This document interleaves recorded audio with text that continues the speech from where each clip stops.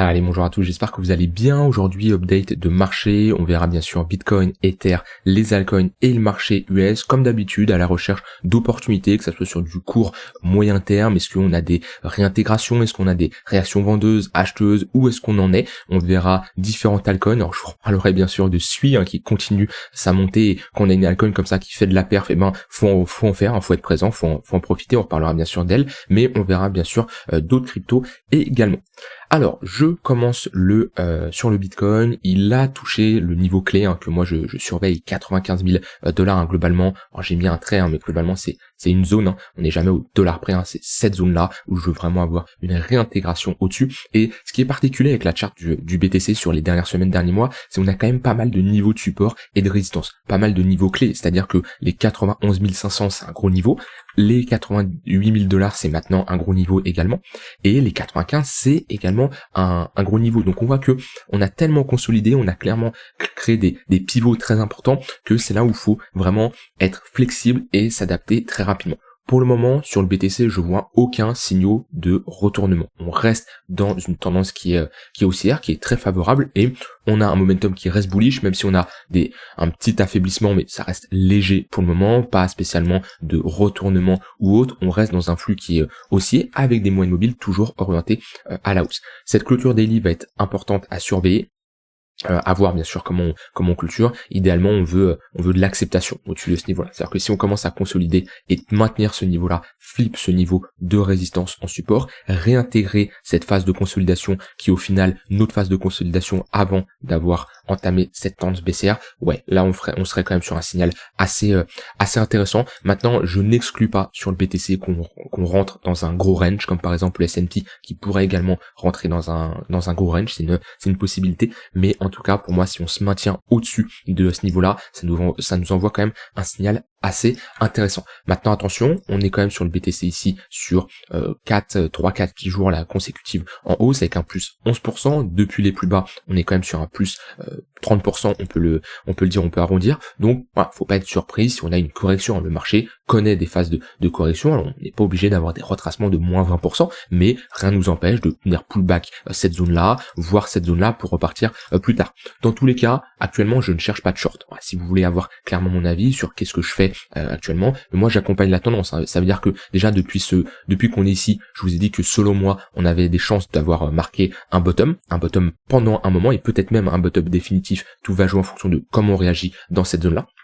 Et depuis moi un moment, je fais de la perf, c'est-à-dire je fais de la continuation de tendance, BTC, surtout des altcoins comme SUI, que je vous parle depuis maintenant plusieurs jours, et c'est là où on peut se dire que seulement quelques journées de trading peut clairement compenser 2-3 semaines, voire un mois où il se passe pas grand-chose et on a beaucoup moins d'opportunités. C'est là où faut être présent, faut être constant, faut faire le taf tous les jours, c'est là la discipline du trading, c'est pas faut se connecter une journée, trader et revenir 6 mois après, non, c'est tous les jours un taf, même quand il se passe rien, c'est tous les jours être au courant, être discipliné, avoir globalement les charts en tête, savoir globalement ce qui se passe, et ça demande quand même un investissement. Et moi je vous le résume assez rapidement en 20-30 minutes chaque jour, ce qui vous permet potentiellement d'éviter de passer énormément de temps à analyser, à faire une analyse de différentes cryptos, mais ouais, tout ça prend du taf. Mais ouais, comme je dis là, si vous voulez avoir clairement mon avis, je ne cherche pas du tout de short vu qu'on est clairement sur une zone de résistance mais avec aucun rejet vendeur. Idéalement, pour commencer à envisager à prendre des shorts, faudrait une rupture du tunnel 15 minutes et le maintenir. Si on commence à faire ça, ça peut s'envisager d'ouvrir des shorts avec une zone d'invalidation sous le plus haut qui serait ici pour revisiter le tunnel 1 heure, voire le tunnel 4 heures et notre extrémité vers les 88 000 dollars. C'est une possibilité. Maintenant, on n'anticipe pas ça à l'avance. C'est-à-dire qu'on a un scénario, on a une hypothèse de travail qui nous dit qu'est-ce qu'on aimerait voir pour potentiellement ouvrir un short. Par contre, tant qu'on ne voit pas ce scénario se dessiner, on ne va pas prendre ce short. Le but, c'est pas d'anticiper un scénario, c'est d'attendre qu'il se réalise. S'il se réalise, on rentre en position. Mais si on commence à réintégrer ce niveau-là, si on commence à break le tunnel 15 minutes, break ce précédent creux, là, on pourrait être dans un contexte où on connaît un retracement plus important. Pour le moment, tant que j'ai pas cette réaction vendeuse, je ne cherche pas à me positionner. Bien que quelqu'un qui cherche une entrée agressive, il peut rentrer à ce niveau-là. Il peut rentrer à ce niveau-là, dire que ok, là on est vraiment sur un niveau décisif. Globalement, je cherche un short ici, je mets un stop loss légèrement plus haut, 96 000, parce que si on commence à passer au-dessus, je préfère invalider. Et là, je vise voilà du 2 pour 1, 3 pour 1. C'est un short qui peut s'envisager. Maintenant, ça dépend de l'agressivité de chacun. Moi, pour le moment, ce qui marche et ce qui est intéressant, c'est de faire de la continuation de tendance. Comme je vous l'ai dit, quand on était là, on avait un tunnel de 3 minutes qui tenait la tendance. Hier, je vous en ai parlé encore, comme qu'on avait un pullback dans le 15 minutes qui tenait. On a parfaitement tenu ce 15 minutes. On est reparti. On voit encore aujourd'hui, on est venu pullback le 15 minutes, proposer ici une pattern de retournement et on est reparti dans une dynamique qui est haussière. Quand on a comme ça une charte qui connaît que des phases de hausse, bien sûr on a des phases de retracement, mais si on regarde l'amplitude des impulsions, on a des impulsions haussières qui sont beaucoup plus importantes et intéressantes que les impulsions baissières. C'est normal, on est dans une tendance haussière, et dans une tendance haussière, les mouvements haussiers sont plus importants que les retracements. Rien n'empêche de faire de la contre-tendance, et il y a des setups de contre-tendance qui fonctionnent maintenant. Moi personnellement, je préfère trader la tendance, et qu'on a des pullbacks sur des niveaux pertinents, que ça soit ici un précédent creux, que ça soit le tunnel 15 minutes, ou des points pivots daily comme on a ici, et moi je préfère me positionner en tant qu'acheteur, et jouer dans le sens de la tendance. La tendance est votre ami, ça vraiment, ne l'oubliez jamais, c'est un point important. Voilà globalement mon avis sur le BTC. Pour l'instant, il faut chercher à trader le flux, à accompagner le flux, même si on arrive sur un niveau de résistance, on peut chercher à continuer et accompagner cette tendance. Par contre, si on a une rupture des moyennes mobiles sur du court terme, ce qu'il va falloir surveiller, c'est ici le tunnel 1 heure et ensuite le tunnel 4 heures. On a d'ailleurs un tunnel 1 heure qui est repassé au-dessus du 4 heures, ça reste un signal encourageant. Historiquement, quand on a 1 heure qui repasse au-dessus du 4 heures, ça reste un signal qui est pas mal. On peut avoir ici une impulsion à l'hausse. Je vous rappelle que moi, c'est plusieurs moyennes mobiles qui forment deux rubans. Ils me permettent d'avoir un avis sur le momentum et surtout la tendance. On voit bien que au moment où on a le tunnel 1 heure lors de nos tops de 2021 qui passe sous le 4 heures, on part dans une tendance baissière, on connaît un retracement beaucoup plus important. Et inversement, quand on a 1 heure qui repasse au-dessus du 4 heures, ça nous témoigne ici d'un signal plutôt encourageant. Donc le fait de repasser à ce niveau-là au-dessus, comme lorsqu'on était passé en dessous à ce niveau-là, et on voit que on est resté en dessous un long moment, c'est-à-dire que quelqu'un qui cherche à se positionner uniquement en regardant des moyennes mobiles, hop, je vais passer sur cette charte, ça sera plus visible. Quelqu'un qui cherche à se positionner uniquement avec des moyennes mobiles, globalement ça lui permet de rentrer, de sortir à ce niveau-là, au moment où on a 1 heure qui crosse le 4 heures à la baisse, et lorsqu'on maintient ce niveau de résistance, et de re-rentrer plus haut lorsqu'on a un signal qui est beaucoup plus encourageant, ce qui lui évite de holder une position pendant ici un long moment. Ça permet tout simplement de filtrer et de prendre des signaux qui sont intéressants. Alors attention, on ne peut pas baser une stratégie de trading uniquement sur des crosses de moyennes mobiles. Il y a tout un contexte, d'accord, il y a un contexte économique, il y a les différentes annonces, il y a le marché US à observer, voilà, il y a des patterns de retournement, il y a un sentiment de marché, c'est tout un ensemble. Mais moi en tout cas j'aime bien regarder ce croisement entre le 1 heure et le 4 heures qui est souvent un signal qui est plutôt encourageant. Voilà, de mon côté, vous avez mon avis, que ce soit BTC court, moyen terme. Sur du long terme, globalement, mon avis ne change pas. Si vous avez regardé mes précédentes vidéos, moi sur du très long terme, je reste bullish. On reste dans une tendance majeure qui est haussière. Là où j'étais passé bearish à ce niveau-là, c'est quand on a eu ici une réintégration des 100 à 1500 $ avec ce M-top. Et là, on voit bien qu'on était dans une tendance secondaire baissière. Et pour le moment, on est en train d'avoir une rupture de cette tendance secondaire qui est baissière. Et pour avoir la confirmation, pour moi, j'aimerais bien repasser au-dessus des 95 000 $. Maintenant, sur du long terme, ça reste bullish. Est-ce qu'on va faire un nouvel ATH? Est-ce que, voilà, mon but, c'est pas spécialement de l'anticiper. Dans tous les cas, mes positions spot sont prêtes, à partir du moment où j'ai accumulé pas mal de BTC dans cette zone-là, 20, 25 000 $, que je suis re-rentré à ce niveau-là. Et c'est là où, voilà, des opérations spot, long terme sur BTC, j'en fais rarement. J'ai pas besoin de rentrer tout le temps, c'est-à-dire je rentre quand j'ai des retracements qui m'intéressent. C'est vrai, je n'étais pas rentré à ce niveau-là. J'avais pas spécialement de setup, j'avais pas spécialement de confirmation. Et ici par contre, je me suis rentré sur le BTC après presque 2 ans. Donc maintenant, pour prendre mes profits, à quel niveau? Déjà, j'avais allégé des BTC au niveau des 100 000 $. Il y a une target, moi, que j'aime bien, qui n'a pas changé, que je vous parle depuis un très long moment, c'est l'extension de 100% de ce mouvement-là au niveau des 122 000 $. On voit que les 100 000 $ ont bien fait office de résistance au niveau des 1,618. Maintenant, on a les 122 000 $. On peut mettre des extensions encore plus importantes au niveau des 130 et des 144 000 $. Donc voilà, ça c'est les prochains niveaux au cas où on fait un nouvel ATH qui s'active. Donc ça permet tout simplement d'avoir des extensions de Fibonacci, et j'aime bien avoir des confluences entre des chiffres ronds psychologiques et les extensions. Ici, 120 000 $, c'est un bon niveau, 130 000 $, c'est également un bon niveau. Après, il faut s'adapter également au sentiment de marché, il faut s'adapter aussi en fonction de l'action du prix, de ce que nous montre le BTC. Et moi ici, ce qui m'a permis de prendre alors, j'ai eu des prises de profit sur les 100 000 $ parce que c'était mon plan de base, et ce qui m'a permis ici de prendre également des profits et réduire mon exposition, c'est parce que d'un point de vue technique, j'avais des confirmations qui étaient pas terribles, hein. Tout simplement, au moment qu'on a passé ce niveau-là, j'avais clairement une confirmation qui me montrait que, attention, on passe vraiment dans une tendance plutôt baissière sur du court moyen terme, et je préfère du coup réduire mon exposition.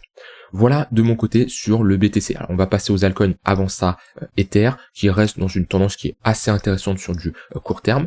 On peut dire, un certain mettre des moyennes mobiles, des trendlines, on peut dire qu'il s'approche de sa trendline ici, de cette tendance baissière. Je trade très peu les trendlines parce que moi j'aime pas trop tracer des choses, dans le sens où tracer un niveau de support c'est assez flagrant, c'est pas très compliqué, voilà, on en a ici.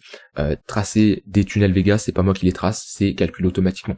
Des points pivots, pareil, c'est tracé automatiquement. Par contre, des trendlines, il y en a qui vont la tracer comme ça, d'autres qui vont la mettre plus comme ça. Au final, bon, moi je trace de choses, plus c'est des données, on va dire, des datas mathématiques qui sont calculées, je trouve ça beaucoup plus pertinent. Donc, je trace des trendlines majeures qui me permettent de voir un peu globalement la tendance globale et si on a des breaks importants. Mais sinon, j'ai pas besoin de trendline pour trader de mon côté. Je préfère clairement avoir des moyennes mobiles. Et on voit que là, on est dans une phase qui est très intéressante. C'est qu'on a le tunnel 15 minutes qui fait office de support, d'accord? On voit bien à chaque fois qu'on a tenté de le break, on a eu des réactions acheteuses immédiates. Et on est ici dans ce tunnel 4 heures qui fait par contre lui office de résistance. Et on est en train d'avoir potentiellement de l'acceptation. Idéalement, ça serait bien de rester et clôturer en H4 au-dessus des 1800 $ et d'avoir de l'acceptation. Si on commence à clôturer et accepter ce niveau-là, on aura une confirmation de break du tunnel H4, et techniquement, la prochaine zone à surveiller ensuite, c'est le tunnel daily. Alors on a un niveau d'un point de vue action du prix qui va être important ici, hein, parce que là, on est en train de réintégrer, et on a même réintégré ce niveau-là. On voit bien qu'on flippe ce niveau 2 support qui maintenant fait office de résistance, on le reflippe en support, et là on réintègre ce précédent range. Techniquement, après avoir réintégré un précédent range, enfin la borne basse d'un précédent range, on a de grandes chances d'aller chercher ici l'extrémité opposée. Donc ça peut être une target de quelqu'un qui cherche à jouer ici l'extrémité opposée. Il a une zone d'invalidation si on repasse sous ce creux là, si on perd le 15 minutes et si on réintègre le 4 heures. Alors, ça peut être ici un plan sur Ether. Maintenant, au niveau des altcoins, la crypto qui fait de la perf, je vais en reparler, je vais pas trop rentrer dessus parce que j'en ai énormément parlé les 2-3 derniers jours, c'est c'est SUI à ce niveau-là.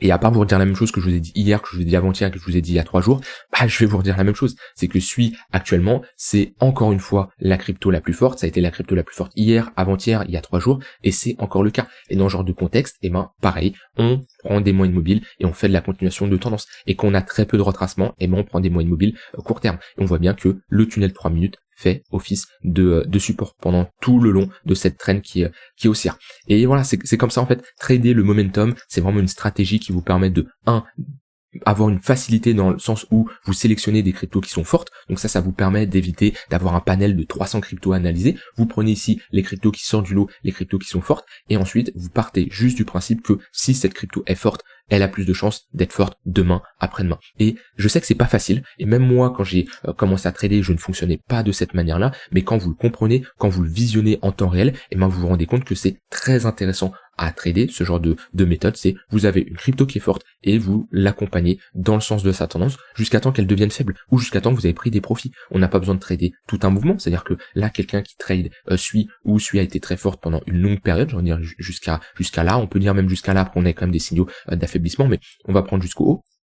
On n'est pas obligé de rentrer ici et de vendre ici. On peut très bien trader des mouvements, des niveaux partiels. Ce niveau-là, ce niveau-là, ce niveau-là. Mais on n'est pas obligé d'avoir l'entrée ici et le TP ici. On peut avoir une entrée partielle à ce niveau-là, TP à ce niveau-là, rentrer plus tard. C'est tout à fait possible. Votre but, c'est pas de trader l'entièreté du mouvement, mais c'est d'accompagner un flux acheteur dans le sens de sa tendance. Et surtout, ne cherchez pas à shorter ce genre de chart. Franchement, c'est une erreur monumentale. La personne qui short SUI avec un flux comme ça, regardez le MACD comment il est, regardez les moyennes mobiles, je vous ai montré comment ils sont sur du court terme. Là, on est sur un flux fortement haussier, avec une forte amplitude. Dans ce genre de contexte, on ne cherche absolument pas des shorts. Bien sûr, à un moment, on va marquer un top. Et bien sûr, il y a quelqu'un sur les réseaux sociaux qui va vous partager, regardez, j'ai le top parfait, je suis rentré ici. Sauf que combien de stop loss il s'est pris juste avant, combien de personnes ont perdu de l'argent? Énormément. Dans ce genre de contexte, la meilleure chose à faire, comme je l'ai dit, c'est d'accompagner ce flux. Maintenant, on m'a demandé certaines cryptos à analyser. On m'a demandé Tao, je vais repasser rapidement dessus parce que j'en ai parlé il y a pas longtemps, mais on va bien sûr en reparler. Alors, je vais pas prendre Binance, je vais prendre Mexc, tac. Tao, c'est très intéressant ce qu'il nous fait, il revient chercher l'extrémité basse, on a rapidement une réaction acheteuse avec ici un ravalement, on voit bien qu'on a une bougie qui englobe ici cette impulsion baissière, et typique d'un range, on n'anticipe pas la cassure, beaucoup ici ont mal parlé de Tao, je voyais sur les réseaux sociaux, et Tao c'est toujours pareil, franchement c'est une crypto qui est énormément critiquée quand son prix baisse, c'était le cas ici, c'était le cas à ce niveau-là, et là quand on est ici, waouh, crypto, Tao c'est le futur, et c'est ouf comment les gens associent le prix au projet, à la valeur du projet, à ce que le projet apporte. Et ça, c'est énorme. Et la plupart des gens font ça, et je le vois sur Twitter, c'est que là, Tao, c'était la fin. Tao, c'était de la merde. Tao, tout le monde sortait les inconvénients de Tao ici. Alors que quand tout est là, Tao, c'est magnifique. C'est la révolution. C'est un truc de ouf. Moi, Tao, je suis investi dedans parce que c'est un projet qui est très intéressant. Et là, on a une réaction au niveau de l'extrémité basse. Comme première target, on a ce niveau-là, on aimerait bien avoir une réintégration en weekly, et ensuite on a l'extrémité haute au niveau des $500. Mais bon, pour le moment c'est du trading de range, il n'y a pas trop à se casser la tête, on cherche des achats sur la borne basse et des ventes sur la borne haute, et au cas où on fait un nouvel ATH, on peut ici chercher comme target $1100 et $1300 uniquement si on a de l'acceptation au-dessus ici du niveau des $700. Voilà pour Tao, on m'a demandé une analyse de EGLD.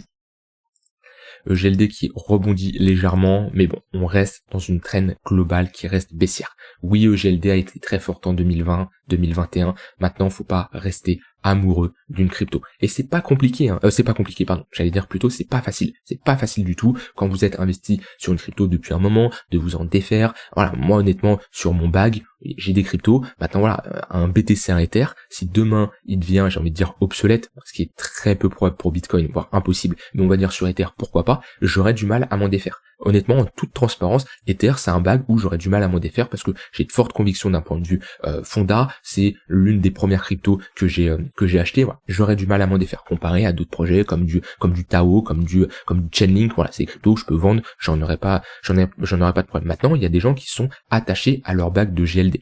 Et pour moi ici, comme dit, on peut être sur une crypto qui est sous-évaluée. Maintenant, c'est vous et vos convictions d'un point de vue fonda sur le projet qui vont jouer là-dessus. Mais quand on a comme ça un prix qui sous-performe, sachant qu'on a eu pour moi un bull market 2023-2024 et on fait ici un all-time low sur GLD. Alors, on n'a pas d'all-time low. L'all-time low il va être ici, mais on a fait ici un plus bas sur 2023-2024. Ça nous montre que on n'est pas dans une tendance qui est haussière sur GLD. Et la charte est très moche. Et si je compare la charte de GLD face au BTC, voilà, on voit que c'est sommet et des creux de plus en plus bas, c'est très moche. Maintenant, peut-être que GLD un jour va se retourner, et c'est possible. Et dans toutes les charts mortes, j'ai envie de dire, on a toujours des rebonds. Je prends le cas par exemple de EOS, qui est morte, faut le dire, on peut avoir des rebonds. On voit qu'on a eu déjà le rebond du bull market de 2021. Voilà, des fois, on peut avoir quand même des phases haussières qui peuvent être tradées. Et on peut jouer un mouvement ici. On est sur un x3 ici. Il y a de quoi trader à ce niveau-là. Maintenant, attention, pour moi ici, je le dis, EGLD, je l'ai dit 2023, je l'ai dit 2024, et à chaque fois je dis ça, je me fais taper dessus, peut-être qu'à un moment, les gens se rendront compte. Maintenant, c'est que des probas, quand j'avance ce que je vais dire là, je suis jamais sûr à 100%, mais j'ai quand même de fortes convictions sur le fait que EGLD ne fera jamais de nouvelle ATH. Donc si vous visez des retracements, honnêtement, déjà, si je prends, ce sommet-là, ce creux-là, Fibo,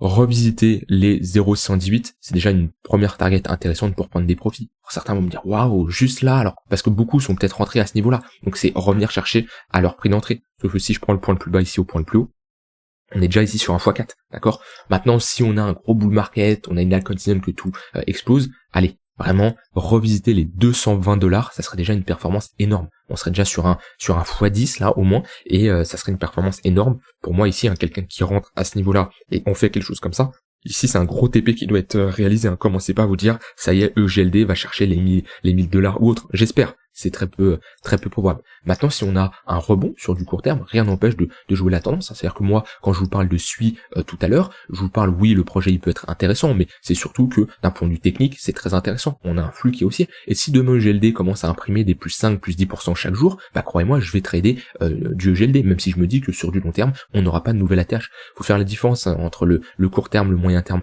et le long terme. Là, oui, on a un flux qui est en cours sur EGLD, avec des patterns de retournement, un break des moyennes mobiles moyen et court terme, on le voit bien, le 1 heure qui repasse, qui est prêt à repasser au-dessus du 4 heures, le 4 heures qui faisait office de résistance, on la break. Donc oui, il y a un flux et un signal qui est en cours. Maintenant, je préfère trader quand même des cryptos qui sont beaucoup plus fortes.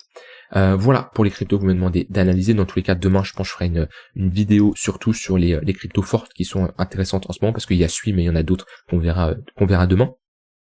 Au niveau du marché US, comme je l'ai dit, je m'attendais à un vendredi où on ne sait pas spécialement grand chose, déjà parce qu'on est vendredi, surtout on est sur résistance, donc je m'attendais pas spécialement à break ce niveau-là, on est toujours en train de consolider au niveau du précédent sommet. Techniquement, on a quand même plus de chances de se faire rejeter. Maintenant, si on commence à réintégrer ce niveau-là et repasser au-dessus, ici, ça sera un signal qui serait pas mal encourageant. On aurait quand même des chances d'avoir un pullback et pas repartir aussi vite, mais dans ce cas-là, on pourrait revisiter au moins le niveau ici des 5900, qui est un niveau clé. Je vous ai dit, au moment où on perd ce niveau-là, moi je vous ai dit attention, là on rentre dans une grosse dynamique baissière. Et si vous regardez mes précédentes vidéos, ici, à ce niveau-là, je vous ai dit que ça puait sur le marché, et c'est là où j'ai réduit moi mon exposition, en plus sur les cryptos. Je les ai déjà réduits avant, mais je les ai réduits là, parce que je voyais qu'on était proche de faire un nouvel ATH, il manquait du flux, il manquait de la patate, et après c'était un peu, j'ai pas envie de dire intuition, c'est souvent négatif dans le trading, parce que ça fait penser à facteur chance, ça fait penser à un peu oui, t'écoutes tes émotions, mais intuition, j'ai envie de dire, c'est un peu